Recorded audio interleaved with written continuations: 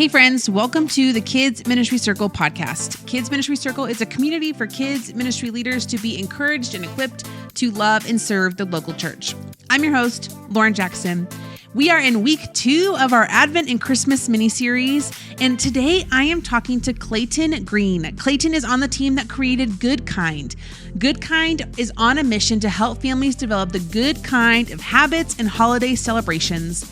The team at Good Kind just so happens to be the creators of one of my favorite Advent resources for our family, Advent Blocks.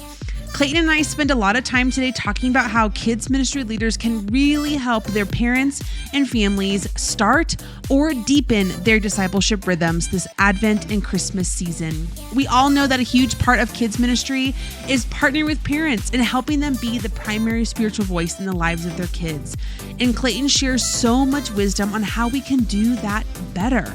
And so I would encourage you to get out your pen and paper because this is definitely a note-taking episode. But I have one quick announcement before we jump into our conversation with Clayton. The Kids Ministry Circle 2023 gift guide is live. Last year, we focused on 3 different areas: teen volunteers, customizable gifts, and big events. Well, this year, we're highlighting the meaningful gifts, the practical gifts, and the gifts that are purely just for fun. We hope this is helpful as you plan how you want to celebrate your teams this Christmas season. You can head to kidsministrycircle.com/gift guide 2023 to get all the details. Now, on to my conversation with Clayton from Good Kind. Clayton, welcome to the podcast. Thank you for having me, Lauren. I'm so excited to be here. I am so excited that you're here. Before we hit record, I was talking about how much I love the blocks, which we will get into, and you will explain what the blocks are, but just how my family has used the blocks for, I don't know, the past 4 years, 3 or 4 years, and love them and has been such a great discipleship tool. So, but before we jump into all the block conversations, why don't you tell us a little about yourself? How did you get started in this world of creating kids ministry resources, family discipleship resources, and kind of talk about what you're doing right now? Yeah, absolutely. Well, excited to be here. The story actually might be a little more interesting than you expected. So I was trained as a physical therapist, practiced for 5 years. So an outpatient orthopedic physical therapist. I specialize in oral facial pain. So people with headaches and jaw pain and stuff. I really liked it. I was planning on opening my own clinic. I really wanted to do that, but I was at the Summit Church in Raleigh, Durham, and they don't let you stay there for very long before they send you somewhere. It's kind of in their MO. And so there was a guy moving to plant a church in Wilmington, North Carolina, and he asked me to move and be his executive pastor. And I told my wife, and she said, "Well, that's flattering, but we're not going to do that, right?" And then 5 months later, we said yes, just because there was such good alignment between what that role was and how I felt like God had gifted me and wanted me to use those gifts. So that was the transition from physical therapy into ministry, right? Now, I will say this, being an executive pastor, you are every kind of pastor, at least to start with, in a church plant context. And so I really cared about kids resources. Little known fact, my first attempt at an Advent resource, we wrote at the bridge with people at the bridge and rolled that out with everybody. It was super fun. Not quite the same as Advent blocks, but that's kind of how I got into it, right? Because getting families engaged with the church, with the kids ministry, and actually then doing stuff at home in terms of discipleship, that was always on my mind. I wasn't the kids director, I wasn't the kids pastor, but it was on my mind, and I just couldn't help be thinking about that on a regular basis. Fast forward, we ended up having to move it away from Wilmington because it had to be in the research triangle for medical care for one of my daughters who has a genetic disorder. She's doing great. So that's another podcast. But so we had to move. When we moved back, I got hooked up with one of my friends who is an author, and we started kind of doing some creative writing projects together. I tend to be a little bit creative. And then, there was this accidental thing that really started with Advent blocks, but really it is all about us, our little creative team, solving discipleship and spiritual practice problems that we have ourselves. And we've kind of found this little kind of method of making resources that actually help you start, but actually help you continue doing, prayer, Yep. Sabbath, conversations of gratitude, but of course, Advent as well, which is our mainstay. Yeah. That's awesome. What a wild story. That's crazy that I know I was able to interview Tyler and Megan, who are both on staff at the summit, and they were on the podcast many, many episodes ago, but it's still one of our favorites. So we're a Oh big yeah. fan of that group of churches over there on the East Coast. So why don't you give us a background to Good Kind? What is it? You kind of hinted at it a little bit, talking about family discipleship. What is it? How was it created? What does it include? Kind of give us all of those fun details. Yeah, so Good Kind was created on the back of Advent blocks being a success. It was something we created for our family. And then after we created it for our family, we wanted to give it to our church. And when we tried to give it to our church, it ended up being that a couple other churches and families and people wanted to see it.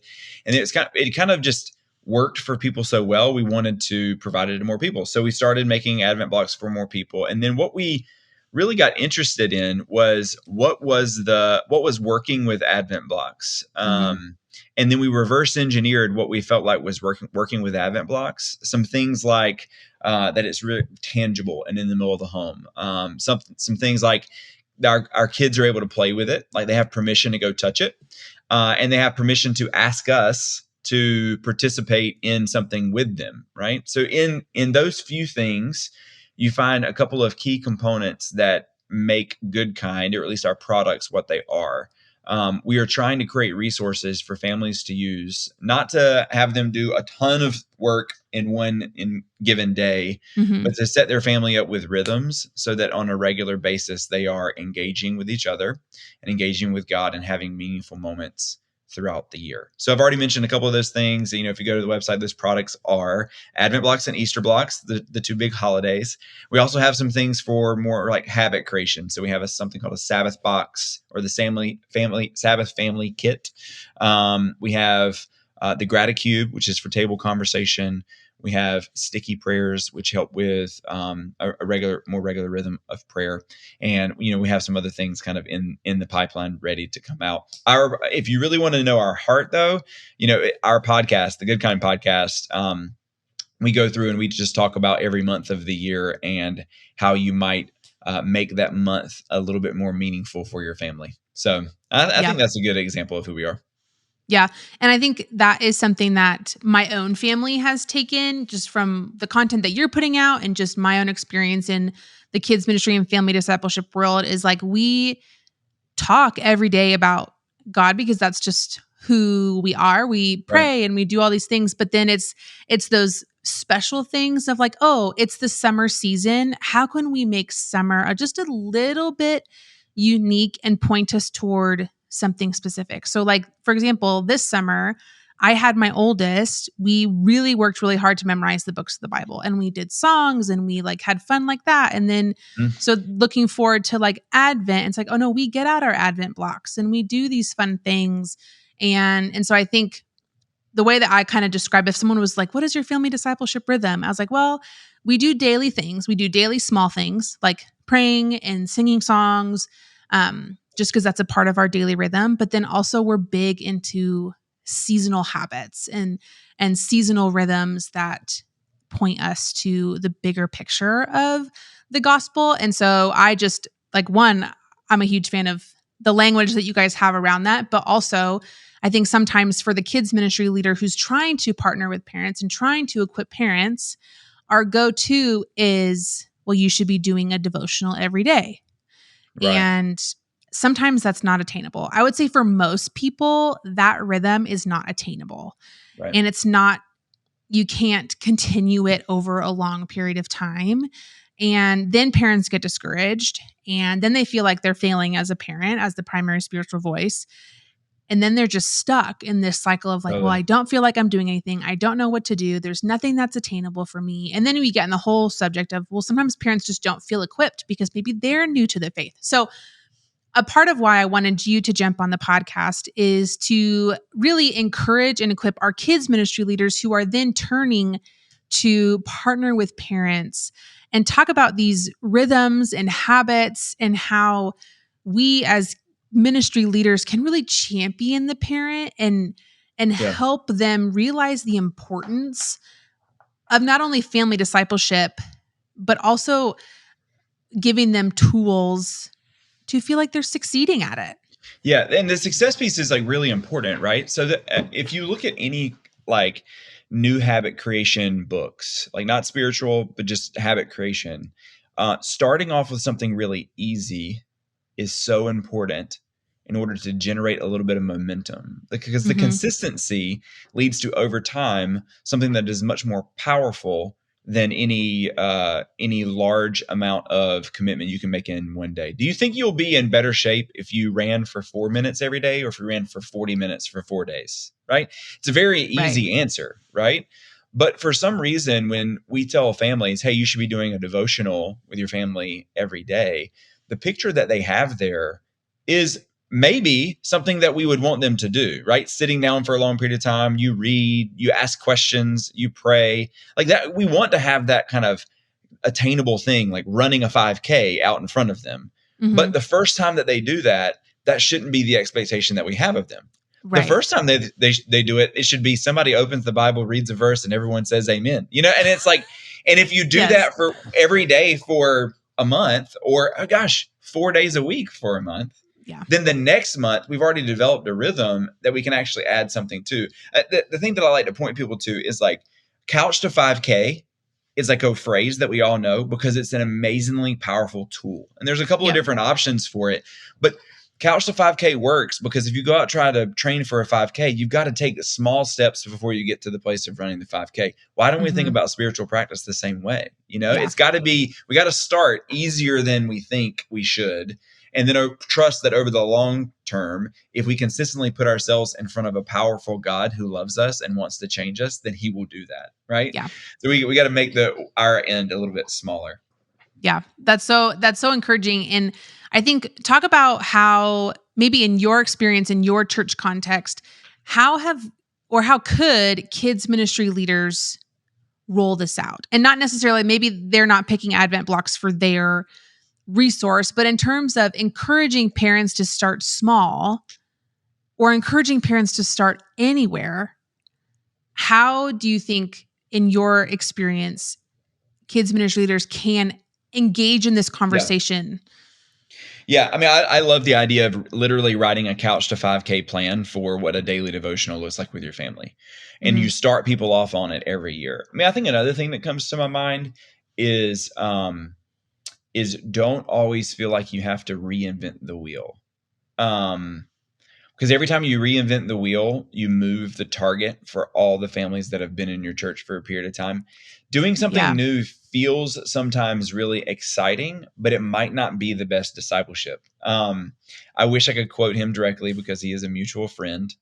But I was talking with Josh Navy on our podcast. We had him and another friend of ours have a mutual conversation about discipleship in the home and discipleship in the church.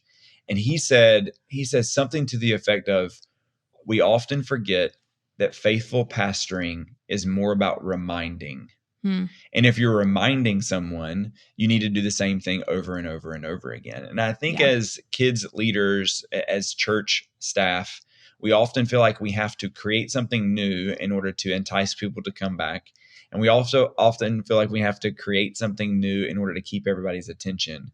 But to that, I would challenge everybody that is a kids ministry leader to think back to your childhood, whether it was you were a Christian in a Christian home or going to church or not, and ask yourself, what are the things that you remember from your childhood? And it's the things that you did year after year after year are the memories that really have made a place in your mind for the long haul. So why wouldn't we take that reality and instill that into what we're doing in ministry? So you shrink what you do to start, but I also think kids ministry leaders should be thinking about doing the same thing over a really, really long period of time, because over a long period of time, more and more people will be doing it with you. Yeah. Yeah. That's so good. Okay. Are you going to write the couch to 5K curriculum? No, we're going to try to. We're going to try to. I think we're going to try to write couch to 5K Bible reading plan. Because the Bible reading plan, I mean, it's the same thing, right? You pick a Bible reading plan. January 1, here's 8 chapters to read. Like, Yes. oh Yes. gosh, I don't have Yeah. this much time. I'm still sleepy from staying up last night, right? Yep. I think we're going to write Couch to 5K Bible reading plan. And I am now inspired to write Couch to 5K family discipleship tool as well for kids ministry leaders to use. I'll report back. I'll report back on it. Yes. Okay. We'll have to have you back when you finish writing that. You can get started. Yeah. But that's so encouraging. And even like when you're talking about teaching kids, it's like you repeat your scope and sequence multiple times over the span that your kids are in your ministry, because you want to remind them the stories of Scripture, and you want to remind them about what God did and how he sent his son Jesus and all of these things, because they forget. And I think what you said about how we consistently try and do new things to get people to come back is such a reality for kids ministry leaders. And they're like, oh, well, all of their families are going to go to this new church down the street because they're doing all these things. And it's like, okay, well, sometimes maybe that will happen. Yeah. And that's just the reality of living in the world. But I think there is this special, like, you think about Christmas traditions and even in the church world, like thinking back to my own childhood of like, oh, well, our church put on this program every year. And it became a special rhythm that my family participated in the church context. And that was really sweet to me. Yep. And then we think about the things that we're doing with our small kids and how we're creating rhythms with them that we get to do every year. And it's so tempting because there are so many incredible resources hitting the shelves every year that it's easy to say, oh, well, this is new, let's do this, or this is new and let's do this. And I think there's a time and place for that. There's discernment that's involved and wisdom in making decisions.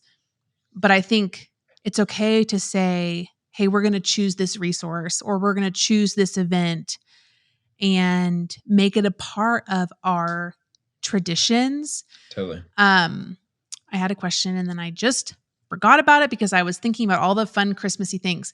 But when it comes to like talk really practical for me, when it comes to kids ministry leaders having conversations with parents, and maybe encouraging them to create family discipleship rhythms from nothing. And one way that I used to lean on Advent a lot when I was a kids ministry leader because it seemed like such an easy on-ramp for families. It's a cultural holiday. It's exciting. You're off of school. You're home a lot more because in Colorado it's cold. And so it naturally created opportunities where when you think about Easter, normally it's spring break and you're traveling and it's starting to get warm outside and you're still in school. It's like all of these things that can be really hard. But talk about like, what does this even look like to have conversations and how do we cast some vision to parents on why it matters? Oh, well, you've now added 2 questions at least, like be practical on what to say and tell them why it matters. Like, yeah. No, so I think one stumbling block that we have in front of us is expectation and comparison. And so I think there's a really important thing that you lower the bar for people in talking about your own struggles, and letting people know that the difficulties they experience that you experience as well. Mm-hmm. And that's actually really, really hard because I think that it's so easy for us to like see or expect that that somebody else is more spiritual than us or more consistent than us. And then you like have a conversation and find out that's not the case. I think that pastors and leaders should kind of be a little bit more aggressive in talking about some of their difficulties, but that they are working through the difficulties and model a little bit of that. So on the practical side, that was a little bit of like an idea that I had. On the practical side, I would say you have to take short moments to and script what everybody is doing and get everybody to do it together. Fantastic book called Switch by Chip and Dan Heath is it talks about getting kind of helping people change and move in the same direction. A lot of it's a gold mine for different ways that you can get people moving together and get them to do something that they were not formerly doing. It's called Switch by Chippendale Heath. So in that you'll see there's really powerful benefits of just telling people specifically what they're going to do. Do this one thing at this time. If you give them really specific instructions, people are more likely to do it, but that only works for a certain period of time. You can't do that every week, all year long. You have to pick your moments, and then you make sure that everybody's doing it together. I'll tell you something that works for us, works on our family every year. It's not at church, but it's at school. At school every year in the beginning of the year, and it's about to come, I know, there's some big night that they want a lot of people to come out to. And what they do is they tell all the kids that they get to sing at the event and that their parents can come watch them sing. And so our girls come home every year after being promised that opportunity, and they will not let us. Hey, next Thursday, we're going back to school at 6:00. I'm singing. Yep. And they remind us so much, do not be afraid in short spurts, 1-2 times a year, to completely take that army of kids that are in front of you, promise them something amazing in exchange for this commitment to do this other piece, and to get them kind of doing it with you. So I think you got to script it for them, and you got to get everybody doing it together. But be careful, don't do it too much. It will fatigue everybody. Right. And I do think the scripts are important. And I also think that doing it together is important. I was just having a conversation today with a kids ministry leader. We were talking about Advent. We were talking about resources. And I said, you need to pick 1 or 2 resources to talk about. And not only doing it together, like kids and families, but also I was telling her, I was like, when kids and families, or primarily when parents get a list of resources, say you send out here's my top Christmas resources for families, pick which one you want, and then do it. Parents have overwhelming decision fatigue around Christmas because there's so many decisions to make, and there's no community involved. Where if you say, hey, parents, we're going to do this one resource or these 2 resources, maybe one for preschool, one for elementary or students or whatever you want to do, and we're going to do this together. And so everybody in your community group, everybody in your small group is all doing this discipleship resource together. So there's accountability. The kids are all going to talk about it because they're all going to do it together. You can easily do it with another family. Maybe you have another family over for dinner that night. Well, you're all participating in the same discipleship resource. And so there's accountability, there's community, and there's a sense of belonging. Of I belong to this church. We're all doing this together. We're all learning the same thing. But then there's also this piece of I remember having conversations with my other mom friends and be like, oh, you want to hear what happened during Advent block reading last night? It was a hot mess. So many of those conversations to where it's oh no, this is not Instagram worthy. Some nights of family discipleship during Advent, we barely get through it. And I think to myself, do they remember anything? And you know what? It's okay if they don't. It's okay if they go to bed and they're I was running around in circles, not listening. And it's just it is what it is. Tomorrow's a new day. And I think there's just some encouragement piece when everyone's doing it together of oh, I tried for 10 minutes to try and get a really cute picture of all of us sitting around the blocks and it didn't work. And that's just the reality. And so though you can have those sweet moments of hey, this discipleship rhythm felt really hard last night. And that's okay. Yeah. Well, but I'll kind of take your suggestion there and kind of take it up to the next level. You don't need to pick 2 resources. You just need to pick one, and it's called Advent blocks. And no, I mean, there are other ones and you can pick others and I won't be personally hurt by it, but there, kind of to your point, we actually over time have built, so there's Advent blocks, which you can get, and everybody can do it at home. And then also there's a song, which by the way, I just can't the song thing that they do to us at school. Just say, hey, here's Advent blocks and sing this song every night because we're going to sing it at Christmas Eve. Bang, everybody's in. I mean, I got to write that on the website somewhere. We have an adult guide. So if you have teenagers or for yourself, or if you have single people in the church, certainly you do, or empty nesters.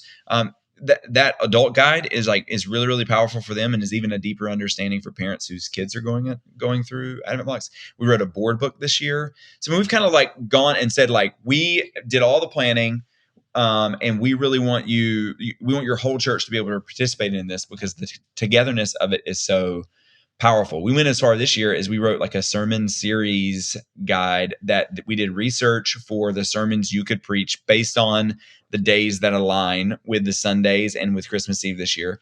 And we also wrote a kids curriculum to go with it as well. There's activities and game suggestions that align with the stories the families would read at night.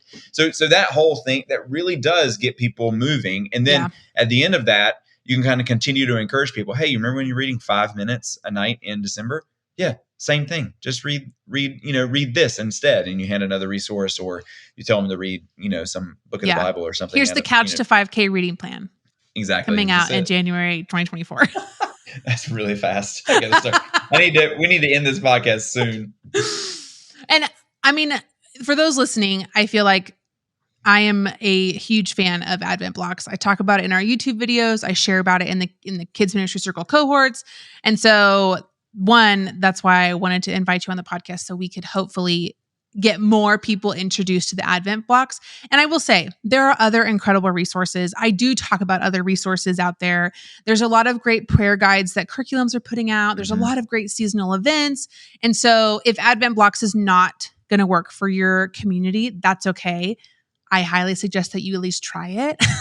And see, or at least look into it or learn more about it. I'm a big fan of it, but also there are no hard feelings. There are so many other good resources out there that we talk about often during the Christmas season. But I do want you to talk about if kids ministry leaders listening and they're like, I want to know more. I want to get these for our families. I want to let this be our resource for the Advent season. What do they do? What are their options? All right. So you go to goodkind.shop and you find our local church program. So There's a little tab to the side. You go to the local church program and you sign up for the local church program, and all the resources that I mentioned, which I didn't even mention, we include like sermon series, like slides for screens, videos, slides for social media. I mean, there's just kind of a treasure trove of stuff there. You get the sermon series guide, the song, the kids curriculum, all those things just by signing up. You sign up and we'll email all that to you. It also emails you the code that you can use to get the 30% off of any of the products, the adult guide, the board book, or Advent blocks, which comes with a family guide in it. You get that 30% off code, and that's pretty much all you need. And all of Christmas is planned for you. Now you just got to worry about your own personal shopping list. We have seen some churches that will sell it at the cost that they get it. We will have seen some churches that will subsidize it. I mean, it's a great price already. A set of Advent blocks with the discount is $21.99. So people will sell it. Sometimes people sell it for $20. Sometimes people will really subsidize it and sell it for $10. We have seen some churches give them away, which is insanely generous. And so here's a little tip. If you're a kids minister and you want to talk to an executive pastor or the finance director or the committee, I don't know who it is that controls the checkbook. Here's what you say to them. There are a lot of families in our church, and what we know is that December is the largest giving month of the year. And we know that families tend to be some of the larger giving units in the church. So what if I told you I had something that would, if we paid for it or subsidized it or gave it away, would get all of our families more engaged than normal in December in our church, in a month that we know generosity is the highest? If I had something like that, would you want me to do it? Absolutely, I would want you to do it. Okay. Well, then I need you to look at this website, goodkind.shop. Yeah, because it really does, getting everybody engaged. There's a practicality to that, and your executive pastor will respond to that, or whoever it is that controls that. So there's a tip for talking to the person that has the checkbook. Yeah, hot tip over there. That's awesome. Yeah, so we'll link all the things in the show notes so you guys can go directly to their website. You can go, or we'll link everything. You talked about a book. You talked about your podcast with Josh Navy. We'll link that one just for fun. And so we'll link all the things so that kids ministry leaders can learn more about Good Kind, can sign up for that local church. You should just sign up for the local church program, because the curriculum, I'm sure, is just worth it, because everybody's looking for a unique curriculum for Christmas in the Advent season. And so that's a win. And then our church, specifically our church, sells the blocks. I don't know what they cost because I have owned mine for a while. But so they get the 30% off discount. They sell them at the resource center. And so families can buy them on Sundays. So that's what we do. But that's great. Yeah, we hope you'll join us. Yes. Okay. The last question we always ask is, if you were talking to someone brand new in kids ministry specifically, what would be your words of encouragement or advice? Can I say something that I've already said in the podcast and just reiterate it? Sure. I don't feel the need to reinvent the wheel every year. There are some things that are a splash of fun that keep everybody engaged, but as Josh Navy says, pastoring is often more about reminding, and reminding means that we have to be really consistent with what we're saying. So don't feel the need to reinvent the wheel. Just be consistent, be there for a period of time, and God will do some amazing things. I'm almost sure of it. Yeah. Yeah. That's so good. That's so encouraging. I love that. Anything that you want to share or you want to talk about that we didn't talk about? Be on the lookout for your Couch to 5K. Yeah. Be on the lookout for the Couch to 5K curriculum. We have Easter blocks as well. Yep. And I probably shouldn't say this, but we're going to have a set that is going to be economically kind of viable for churches to use this year. We've had one in the past that's a little bit more expensive, has a candle in it and everything. So we have a little bit more of a simple version that churches can engage with. So keep your eye out for that, and listen to our podcast. I think if you're listening to this, that means you're a podcast listener, and I think that ours is helpful. It's been helpful for me to have meaningful moments throughout the year and kind of prepare for my family as well. So hopefully it would be encouraging to you. Yeah, that would be an incredible resource to hand over to your parents too. If you're if you're a ministry leader who's not a parent, it's another great resource to hand over to your parents to continue to be encouraged and equipped to disciple in your home. So that's great. Well, thank you so much for being on the podcast. It was so great having you. I can't wait to see all the things that Advent and Christmas will hold. Thanks for having me. Friends, that was such a fun conversation with Clayton. I hope you feel more equipped and encouraged to partner with your parents and leverage this fun and exciting season of Advent and Christmas. Maybe it gave you some new ideas on how to partner with families and how to encourage them to start or deepen their discipleship rhythms this season. We have a unique opportunity to champion and equip our parents in such a fun way. And I so appreciated Clayton's wisdom and tips and tricks on how to do this well. So I hope you can head into these next few weeks and think through how you can really do this and partner with parents and help them live out their calling of discipling their kids to one day know God and follow Jesus the rest of their lives. If you want to learn more information about Good Kind's products, or maybe you want to get those Advent blocks sent to your church for your families and start something new this Christmas season, all the links are in the show notes and you can go and buy those today. We hope you love this conversation. If you want to keep the conversation going, you can head over to Kids Ministry Circle over on Instagram and Facebook. We've got some more Christmas fun things heading your way. And don't forget to check out our 2023 Kids Ministry Circle Volunteer Gift Guide. Thanks again for listening, and we'll see you next time.